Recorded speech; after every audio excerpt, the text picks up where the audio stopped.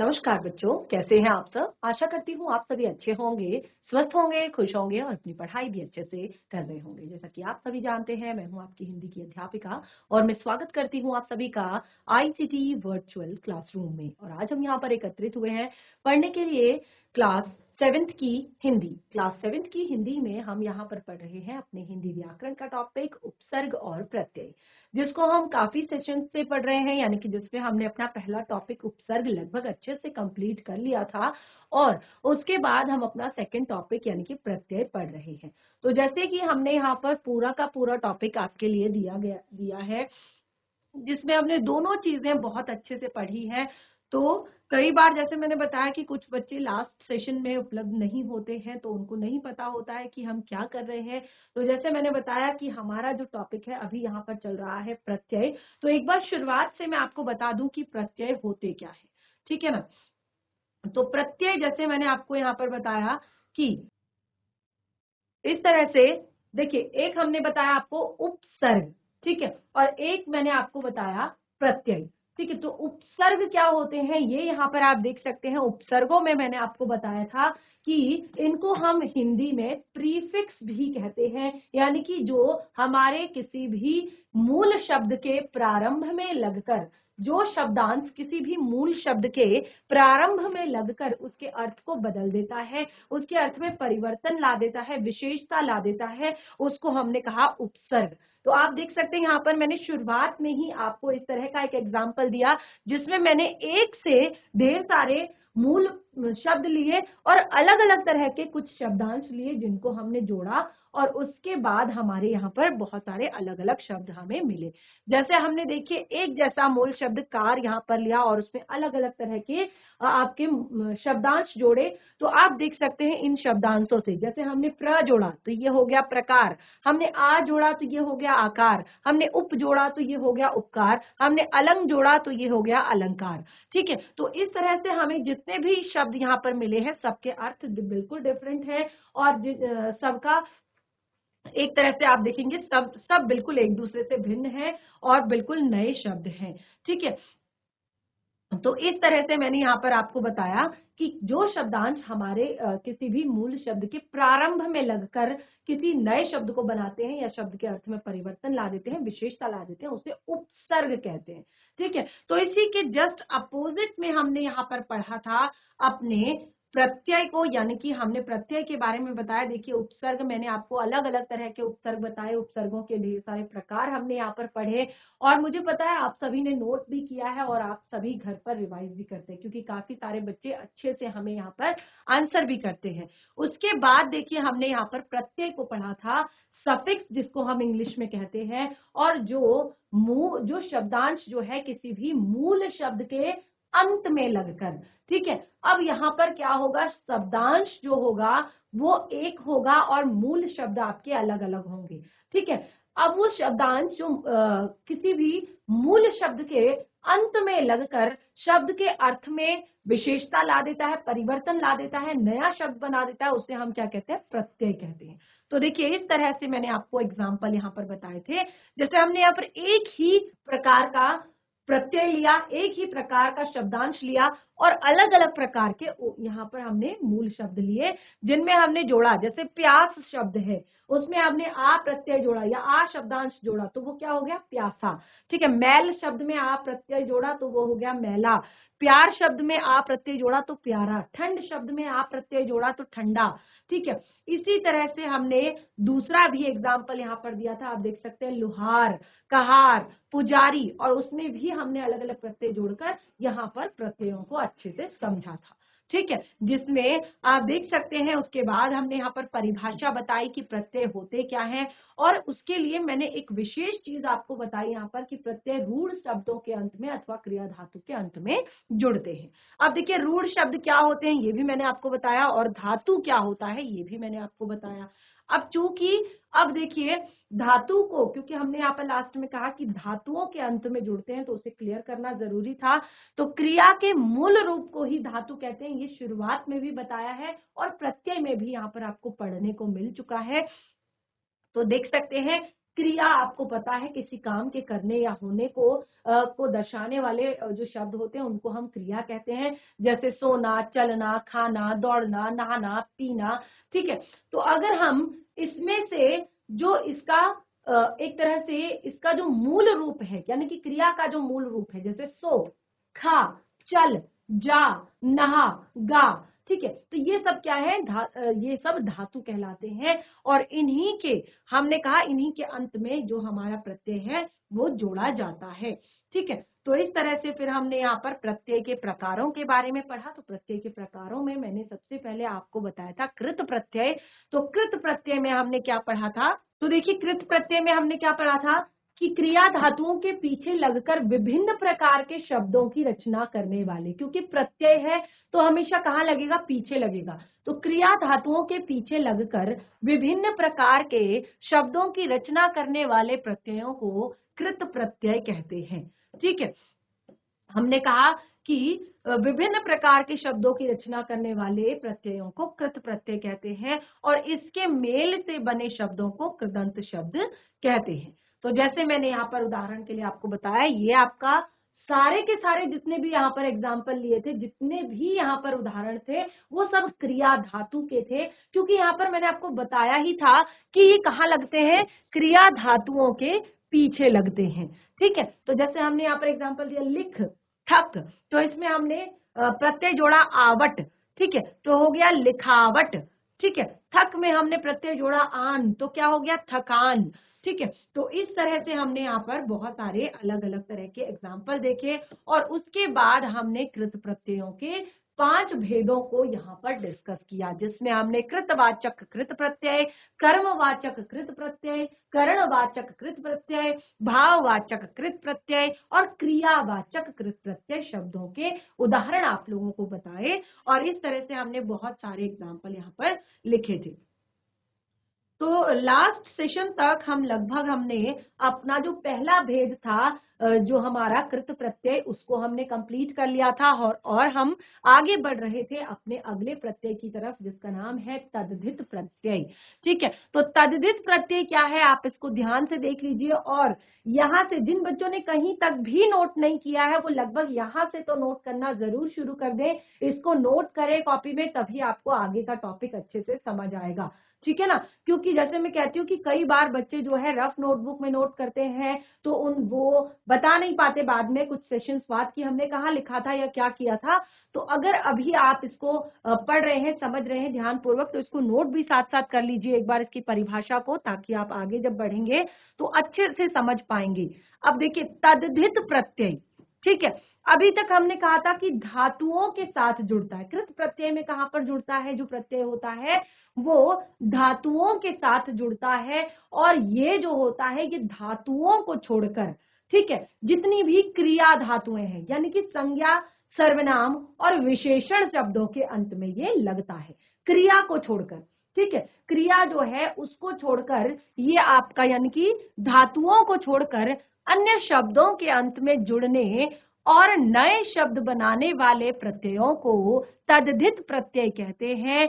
तद्धित प्रत्यय संज्ञा, सर्वनाम, विशेषण तथा जो अव्यय होते हैं। अभी देखिए लास्ट सेशन में मैंने थोड़ा सा ये भी आपको डिस्कस किया था कि अव्यय क्या होते हैं। ठीक है, अब मैंने कह तो दिया कि अव्यय शब्दों के पीछे जुड़ते हैं, लेकिन अव्यय होते क्या है ये भी आपको पता होना चाहिए।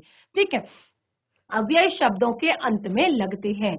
तो यहाँ पर उदाहरण दिया था, जैसे मैंने चाचा, तो चाचा में हमने प्रत्यय जोड़ा एरा, तो ये क्या बना, चचेरा। इसी तरह से बूढ़ा, ठीक है, इसमें हमने प्रत्यय जोड़ा तो ये क्या बना हमारा, बुढ़ापा। ठीक है, तो ये था हमारा तद्धित प्रत्यय, जिसकी परिभाषा हमने यहाँ पर लिखी है, तो इसको आप फटाफट से नोट कर लीजिए, फिर हम आगे बढ़ते हैं। ठीक है, इसके बाद हम यहाँ पर प्रत्ययों के भेदों को पढ़ेंगे। तो प्रत्यय के जो भेद हैं, क्योंकि वो किस हिसाब से होंगे, जैसे मैंने यहाँ पर आपको बताया था कि क्रिया धातुओं के सब साथ जुड़ता है, तो हमने वहां पर उस हिसाब से उसके भेद बताए थे। और यहाँ पर हम जो भेद बताएंगे, हम बताएंगे किसके अनुसार, कि जब वह प्रत्यय कब कहाँ पर जुड़ते हैं, संज्ञा, सर्वनाम तथा विशेषण या अव्यय शब्दों के साथ जुड़ते हैं। ठीक है, तो चलिए फटाफट से पहले परिभाषा एक बार जरूर नोट कर लीजिए। सभी बच्चे परिभाषा एक बार जरूर नोट कर लेंगे तद्धित प्रत्यय की। जिन बच्चों ने नोट की है ठीक है, जिन्होंने नहीं किया है वो जरूर नोट करेंगे। फिर से एक बार पढ़ लेते हैं। धातुओं को छोड़कर अंत में, अन्य शब्दों के अंत में जुड़ने और नए शब्दों को बनाने वाले प्रत्ययों को तद्धित प्रत्यय कहते हैं। और तद्धित प्रत्यय संज्ञा, सर्वनाम, विशेषण तथा अव्यय शब्दों के अंत में लगते हैं। ठीक है, तो इतना हमने लिख लिया था। अब हम सबसे पहले, जैसे मैंने यहाँ पर आपको एग्जाम्पल बताया है, ठीक है, अब देखिए इसमें एक और कुछ एग्जाम्पल हम और लिख लेते हैं। जैसे धन, ठीक है, तो इसमें हम प्रत्यय जोड़ेंगे ई, तो क्या होगा, ठीक है, ध न और ई प्रत्यय जोड़ा तो वो क्या हो गया, धनी। ठीक है, तो ऐसे ही जैसे हमने कहा यहाँ पर एरा, आपा और ई, ये सब क्या है, सारे के सारे तद्धित प्रत्यय हमारे हैं। ठीक है, ये जो है ये हमारे क्या है, तद्धित प्रत्यय है। ठीक है, तो ये एग्जाम्पल हमने पढ़ा था। अब हम यहाँ पर तद्धित प्रत्ययों के प्रकारों को पढ़ेंगे, तद्धित प्रत्ययों के भेदों को पढ़ेंगे। तो नेक्स्ट हेडिंग जो होगी हमारी वो होगी तद्धित प्रत्यय के भेद, या आप लिखेंगे तद्धित प्रत्यय निम्न प्रकार के होते हैं।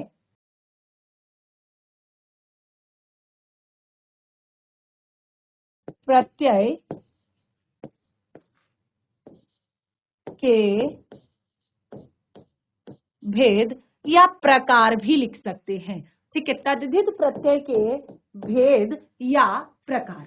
ठीक है, चलिए इसको अब आगे लिख लेते हैं। एक बार सारे के सारे भेद यहाँ पर लिखेंगे, उसके बाद एक एक करके हम उन्हें समझेंगे।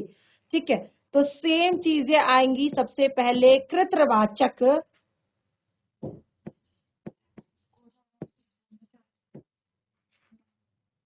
यस जीआईसी कोड द्वार, यस बच्चा, क्लास 7 के बच्चे हैं आप? Good morning ma'am. Very good morning बच्चे। क्लास 7 के बच्चे हैं आप?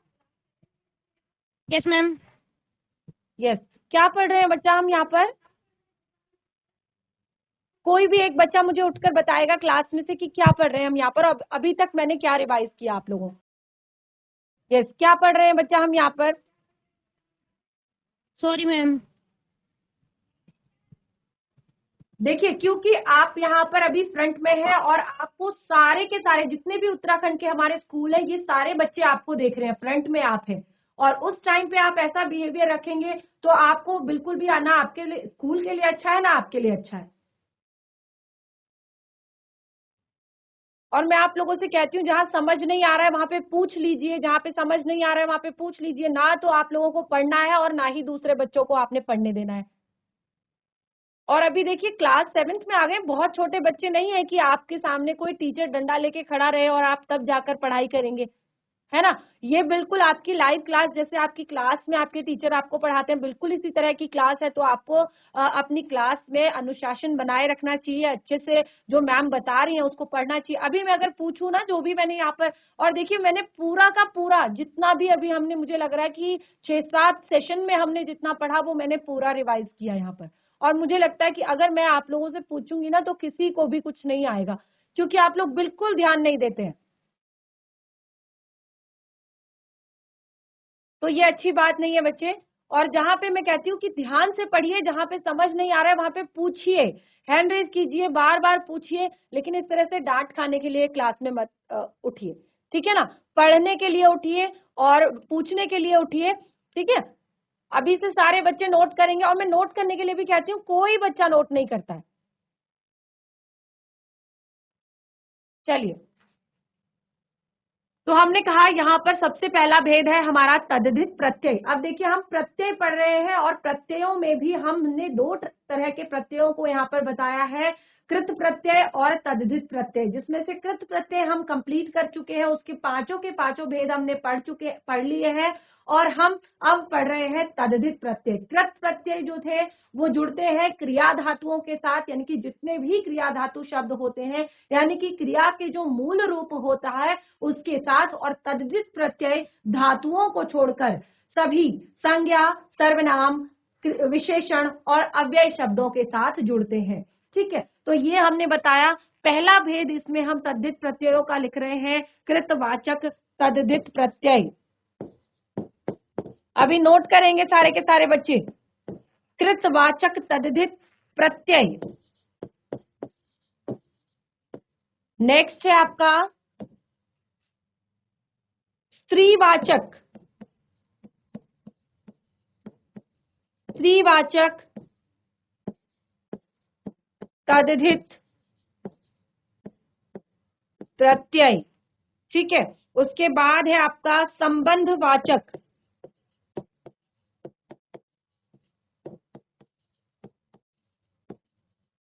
तद्धित प्रत्यय। उसके बाद है आपका अगला भाववाचक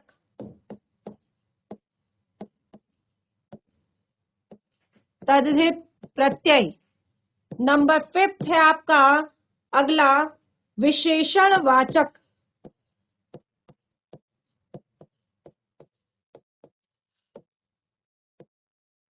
तद्धित प्रत्यय। नंबर 6 है आपका गणनावाचक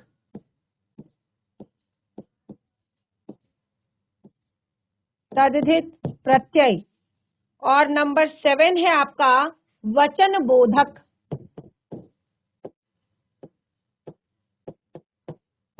वचनबोधक तद्धित प्रत्यय।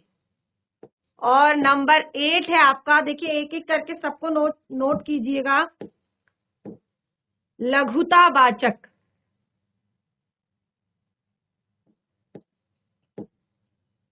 लघुतावाचक तद्धित प्रत्यय।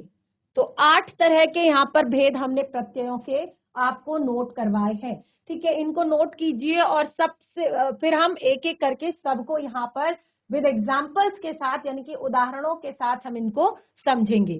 ठीक है, तो पहला हमने क्या लिखवाया है, कृतवाचक तद्धित प्रत्यय। दूसरा है हमारा स्त्रीवाचक तद्धित प्रत्यय। तीसरा है हमारा संबंधवाचक तद्धित प्रत्यय। चौथा है हमारा भाववाचक तद्धित प्रत्यय। पांचवा है विशेषणवाचक तद्धित प्रत्यय।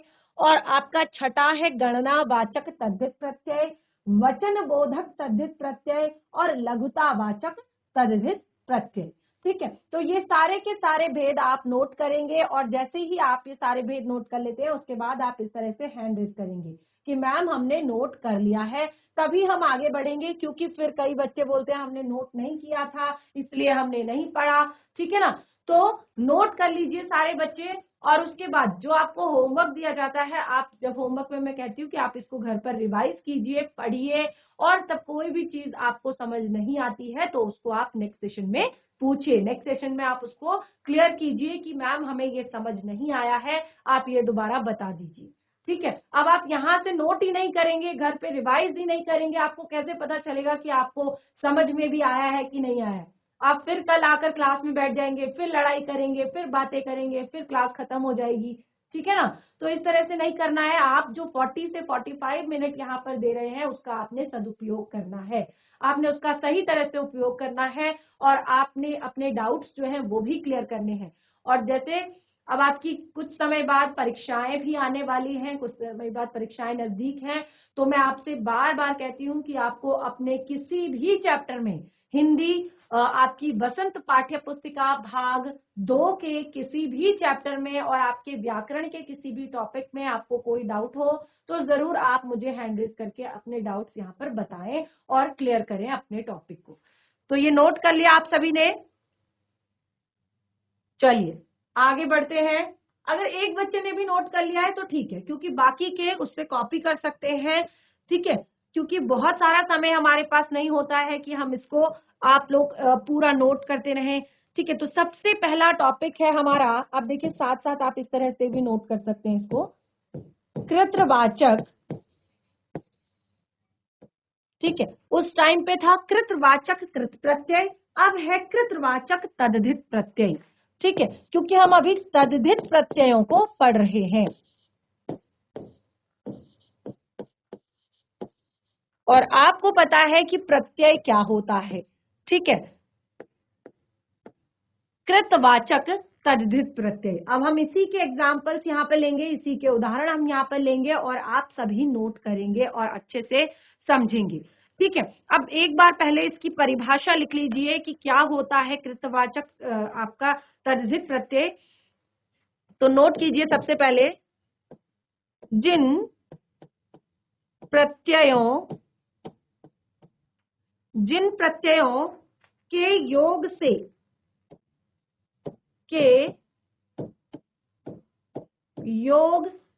से योग यानी कि जब जुड़ते हैं प्रत्यय। ठीक है, जब प्रत्यय जुड़ता है, जिन प्रत्ययों के योग से कृतवाचक शब्दों, किस तरह के शब्द,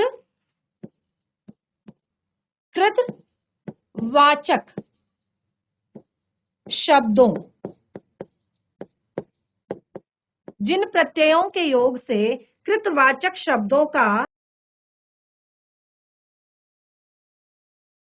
निर्माण होता है। ठीक है, जिनसे क्या होता है, कृतवाचक निर्माण होता है, कृतवाचक शब्दों का निर्माण होता है,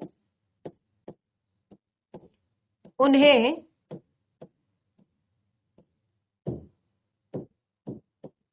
कृतवाचक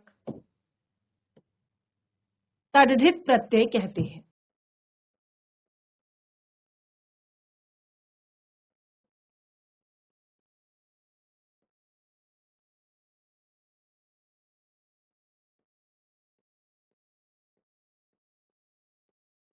ठीक है, तो ये आप पहले नोट कीजिए कि जिनसे किन शब्दों का निर्माण होता है, कृतवाचक शब्दों का निर्माण होता है। कृतवाचक क्या होते हैं, जो हमें किसी भी काम को करने वाले व्यक्ति के बारे में बताते हैं। ठीक है, जैसे हमने क्या पढ़ा था वहां पर शुरुआत में, जैसे पाठ, पाठ शब्द में हमने अक प्रत्यय लगाया तो क्या हो गया, पाठक। धाव शब्द में हमने अक प्रत्यय लगाया तो क्या हो गया, धावक।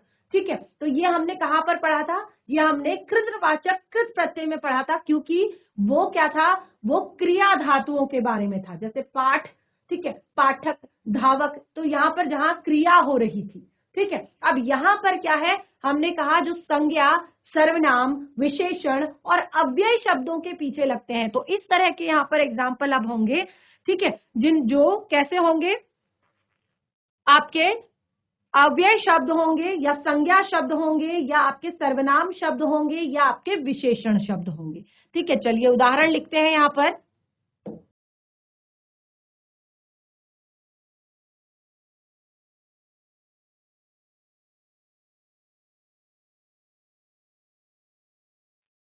तो सबसे पहले हम यहां पर लेंगे शब्द, जो हमारा मूल शब्द होगा। ठीक है, जैसे लोहा,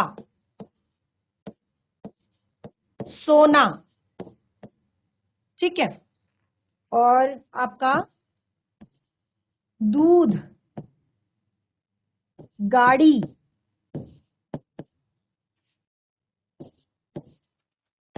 सब्जी। ठीक है, ये है मूल शब्द और यहां पर लेंगे हम प्रत्यय। अब देखिए प्रत्यय कौन से हैं, ये यहाँ पर पूरा नाम नहीं लिखूंगी, लेकिन आप लिखेंगे कृतवाचक तद्धित प्रत्यय। यहाँ पर आप पूरा नाम लिखेंगे, कृतवाचक तद्धित प्रत्यय। ठीक है, बिल्कुल यही नोट कीजिए यहाँ पर, कृतवाचक तद्धित प्रत्यय। ठीक है, और ये आप लिखेंगे यहाँ पर नवीन शब्द, जो नया शब्द बन रहा है,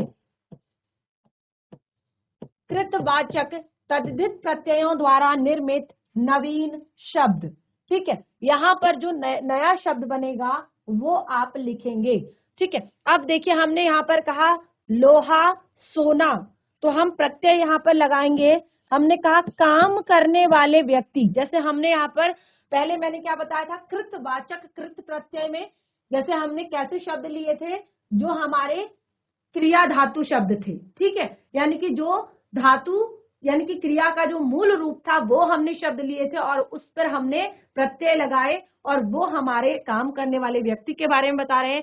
और लेकिन कैसे शब्द जहां पर क्रिया भी है, लेकिन यहाँ पर क्रिया नहीं है, यहाँ पर काम करने वाला व्यक्ति है। जैसे हमने कहा लोहा सोना, तो हमने उसमें आर प्रत्यय जोड़ा, तो क्या बनेगा? चलिए बताइए फटाफट, कौन बताएगा? नया शब्द क्या बनेगा? कोशिश कीजिए जरा। लोहा सोना दो अलग अलग तरह के शब्द हैं और इसमें हमने आर प्रत्यय जोड़ना है, तो क्या बनेगा? यस यस, जीआईसी कोड द्वार माइक लेंगे बच्चा।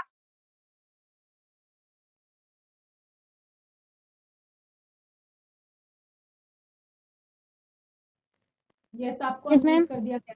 Yes, Good morning, ma'am. Morning बच्चे। Yes, ma'am. यस, बोलिए बच्चा। नया शब्द केवल यहाँ पर लोहा सोना दो तरह के शब्द है और प्रत्यय लगाया हमने आर, तो क्या होगा नया शब्द? लोहार. हाँ जी, लोहार. लोहार। Good, very good. नया शब्द एक बनेगा लोहार और एक सुनार. मैम सुनार. सुनार। गुड, सुनार।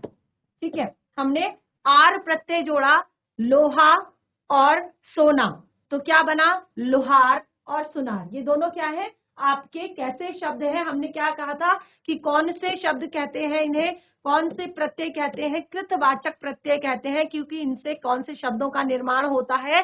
कृतवाचक शब्दों का निर्माण होता है। कृतवाचक अर्थात जो काम करने वाले व्यक्ति के बारे में बताते हैं। तो लोहार सुनार दोनों ही क्या है? काम करने वाले व्यक्ति के बारे में यहाँ पर बता रहे हैं, तो इसीलिए इसे कृतवाचक तद्धित प्रत्यय कहते हैं। ठीक है, बैठ जाइए। नेक्स्ट एग्जाम्पल है हमारा दूध और गाड़ी। यहाँ पर हमारा प्रत्यय है वाला। ये तो बहुत ही ज्यादा इजी है, कौन बताएगा अब इसको? यस, जीआईसी क्वान से मुझे हैंडरेज आ रहे हैं बच्चे, माइक लीजिए फटाफट। जीआईसी क्वान। Good morning ma'am. Very good morning बच्चे। चलिए बोलिए। मैम एक दूध वाला गुड। और एक गाड़ी वाला. हाँ जी, नीचे सब्जी वाला. वेरी गुड, बहुत ही इजी है ना? तो हमने क्या कहा यहाँ पर? दूध वाला, ठीक है, गाड़ी वाला और सब्जी वाला। ठीक है, और तीनों ही काम करने वाले व्यक्ति हैं, तो इसीलिए हमने कहा कि कृतवाचक शब्दों का जहां पर निर्माण होगा उन्हें हमने कृतवाचक तद्धित प्रत्यय कहा। ठीक है, समझ आ रहा है सभी को? समझ आ रहा है? तद्धित प्रत्ययों का पहला भेद कृतवाचक तद्धित प्रत्यय इसीलिए कहा क्योंकि जहां पर हमारे काम करने वाले व्यक्तियों के बारे व्यक्ति जो है इस तरह के शब्द बन रहे हैं जो काम करने वाले व्यक्तियों के बारे में बताते हैं, यानी कि कृतवाचक शब्दों का निर्माण हो रहा है। ठीक है, तो साथ के साथ नोट भी करते रहिए। ये बहुत ही ज्यादा इजी, अगर आप समझेंगे ना तो ये बहुत ज्यादा इजी है, और अगर नहीं समझेंगे तो ये आपको बहुत ज्यादा टफ लगेंगे। इसीलिए ध्यान पूर्वक समझते भी रहें और जहां पर नहीं आता है वहां पर पूछते भी रहें। ठीक है, तो ये हमने दो एग्जाम्पल यहाँ पर लिया और इस तरह से मैं आपको ढेर सारे यहाँ पर शब्द दूंगी और उनपे आपने प्रत्यय भी मैं आपको दूंगी और आप खुद से उन्हें करेंगे। ठीक है, तो ये एग्जाम्पल नोट कर लिए सभी ने? एक बार हैंड रेज करके बताइए, नोट कर लिया आप सभी ने ये? यस, साथ के साथ नोट करते रहिए। चलिए नेक्स्ट यहाँ पर मैं कुछ शब्द लिखती हूं जिनको आपने खुद से करना है। ठीक है,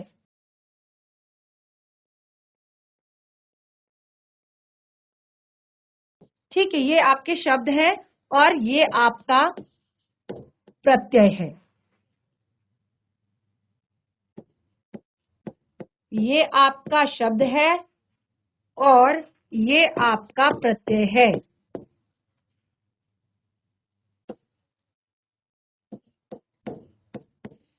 ये आपका शब्द है,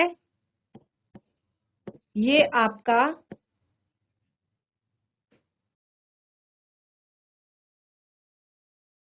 प्रत्यय है। ठीक है,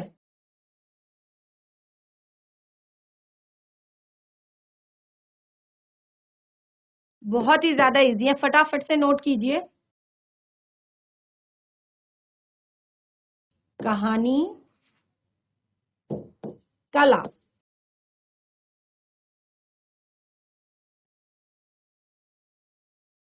ठीक है,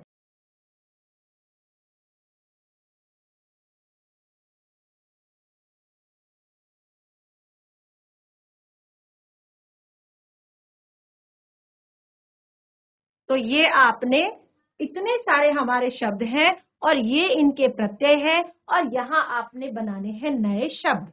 ठीक है, मुख और रसोई, जिसमें हमने प्रत्यय दिया है इया। सांप प्रत्यय है एरा। शराब तेल प्रत्यय है ई। लकड़ी प्रत्यय है हारा। कहानी कला प्रत्यय है कार। दुकान जमीन और प्रत्यय है दार। ठीक है, तो चलिए ये सारे हमने यहाँ पर लिख दिए हैं, ये आपके लिए होमवर्क है और इसको आप खुद से करेंगे। ये फटाफट से नोट कर सकते हैं, फिर हम आगे बढ़ेंगे क्योंकि हमने अभी इसके बाद बहुत सारे और भी यहाँ पर भेदों को डिस्कस करना है। ठीक है ना, तो ये साथ साथ नोट कर लीजिए। केवल अगर एक बच्चे ने भी नोट कर लिया हो तो अच्छी बात है, बाकी एक दूसरे से कॉपी कर लेंगे साथ में।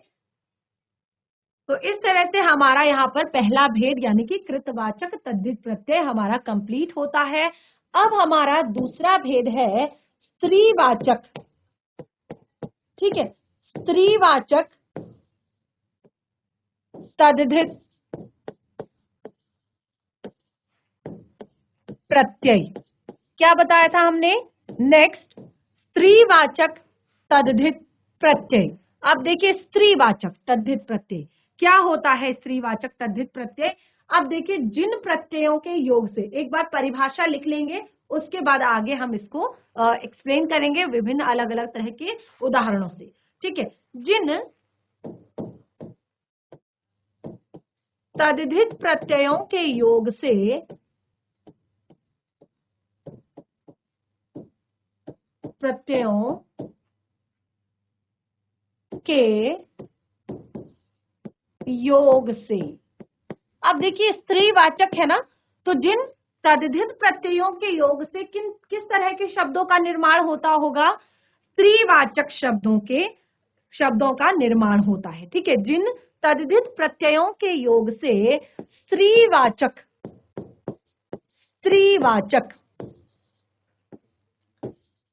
शब्द बनते हैं उन्हें स्त्रीवाचक तद्धित प्रत्यय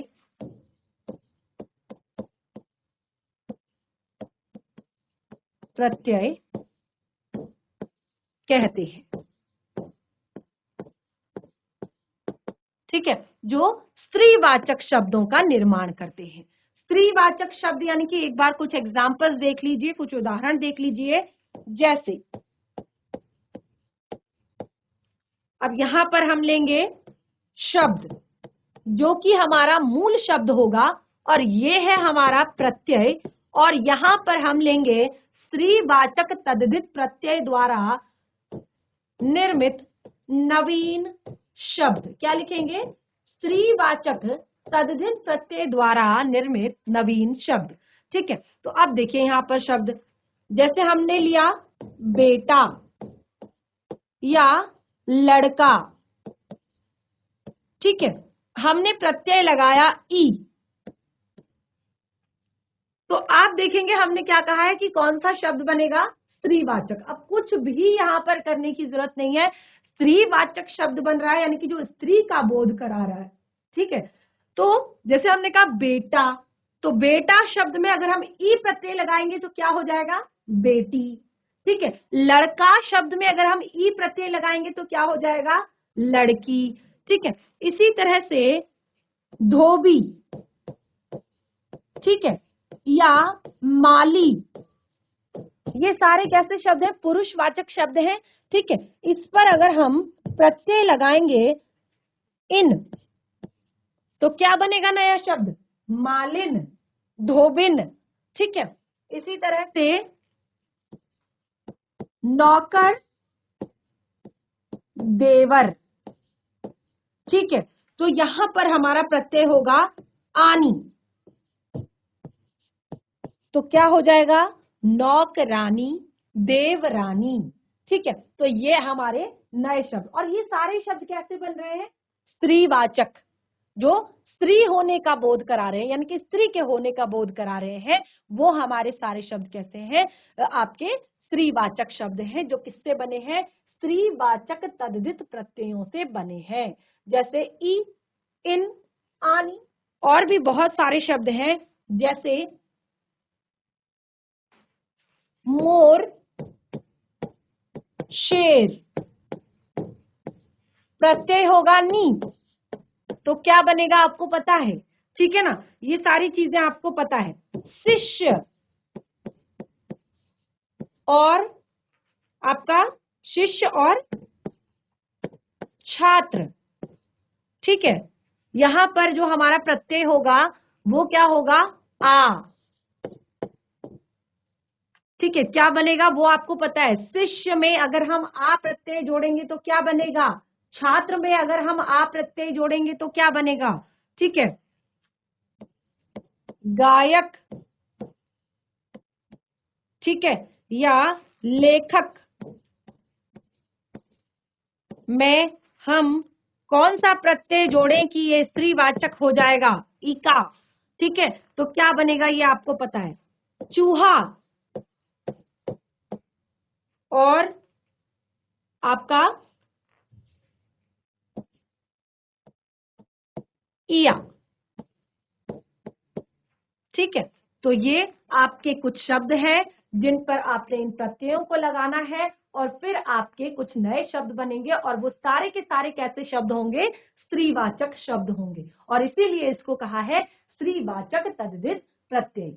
ठीक है, तो आज हमने यहाँ पर जो है प्रत्यय जो है उसमें भी हमने उसका सेकंड पार्ट यानी कि तद्धित प्रत्ययों के बारे में पढ़ा, और शुरू से मैंने रिवाइज किया कि तद्धित प्रत्यय आखिर होते क्या है।